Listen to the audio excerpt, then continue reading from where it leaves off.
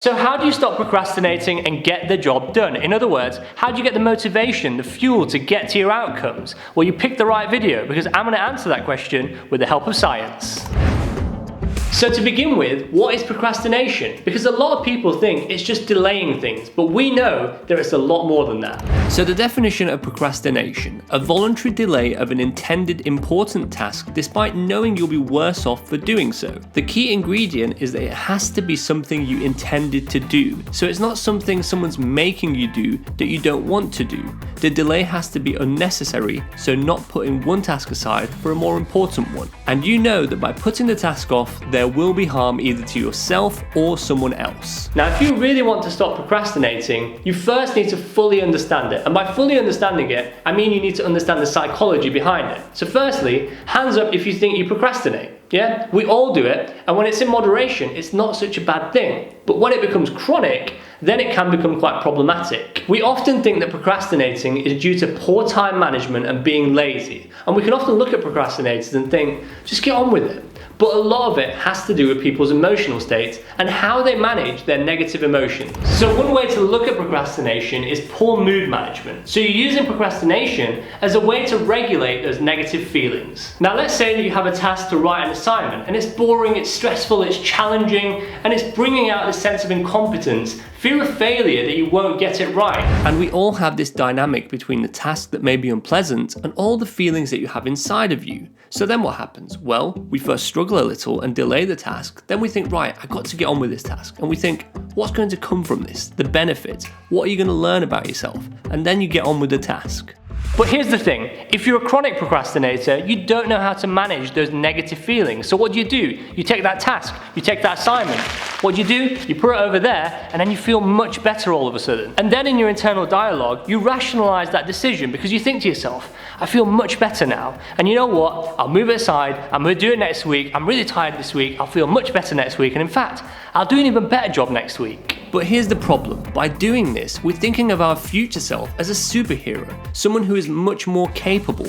We're psychologically distancing ourselves from that person, becoming unreal, becoming unattainable, and eventually no longer identifying with it anymore. So now that we've understood the psychology of procrastination, we can now use this knowledge to work through the tips on avoiding it. So, tip number one, the most easiest thing that anyone can do is minimizing the effort required to do a task. So let's say that you want to go to the gym more. You need to make it easier for yourself. So for this example, you would prepare your bag, your gym bag, the night before. So the night before you get your gym bag prepared, and that way you have less excuses not to go. So when you come back from work and you're all tired, you have one less excuse not to go to the gym. Or when you wake up in the morning and you don't have time and you're in a rush, you have one less excuse not to go to the gym because that gym bag is already prepared. So you're minimizing the effort required to do the task, and this can be applied to anything. Tip number two, it's all about managing those negative emotions that we spoke about earlier. So what you need to do is find something positive in the task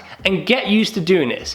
Research has actually shown this has a very good impact just after 2 weeks of starting it. So let's give an example. Let's say I have to do a task on a certain medication and it's not the most interesting medication to me, but what I'm going to do is I'm going to see the positive in it. I'm going to see the positive that one day I could help a patient with that medication. One day I could help another healthcare professional with that medication. So I'm reaping the reward because it's making me more competent and better at my job. Tip number three, don't be too strict on yourself. Some research has actually shown that this is one of the worst things you can do for procrastinating. So have compassion, have forgiveness for yourself. Don't be too hard on yourself because all that's going to do is add to those negative emotions that we spoke about earlier. Just think of a friend of yours. Would you really get on their case and be strict on them, or would you support them and give them positive emotions? So be like that to yourself and reduce those negative emotions. Now moving on to tip number four, which is a very important one, it's all about using the correct language to shorten the distance between a behavior and just living your life.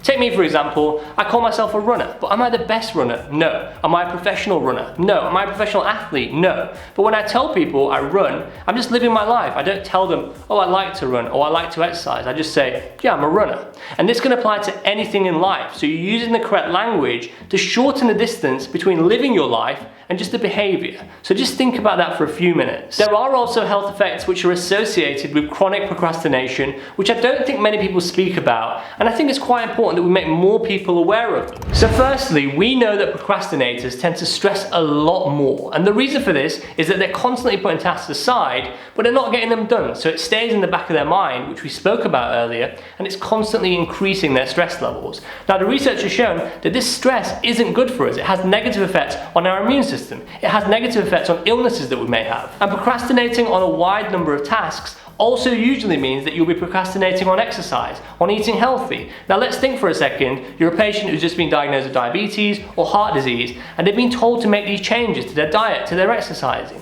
Now imagine if they're not. And so I really hope that this video helps you. You now know the psychology behind procrastinating, and you know all about the negative emotions that cause it and how to try and reduce them. Thank you for watching. If you have any of your own tips, please leave a comment below because I'd love to read it, and I'm sure everyone watching this video would too. Always remember that you're awesome, and I will see you next week. I just thought of it now, and as I was like, oh yeah, it'd be quite cool to throw a bit of paper. And by the way, that was scrap paper, which I'm going to be recycling. Just to let you all know, it was a paper that I used to write some notes on, but I'll be recycling it.